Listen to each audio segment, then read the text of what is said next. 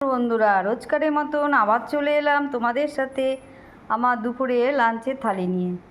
দেখো আজ আমি মেনুতে কি রেখেছি। আছে ভাত, কাঁচা লঙ্কা, নুন, লেবু। এটা বানিয়েছি মাছের তেল দিয়ে বড়া বানিয়েছি। আছে চাল কুমড়োর তরকারি মাছের মাথা দিয়ে। রুই মাছের ঝোল করেছি হালকা পাতলাভাবে।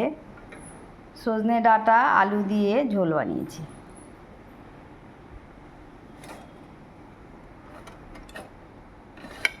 শেষ পাতে আছে আমের চাটনি, আছে টক দই।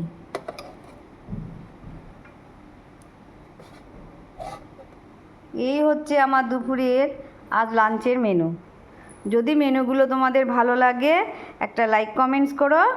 সবাই ভালো থেকো, সুস্থ থেকো, টাটা।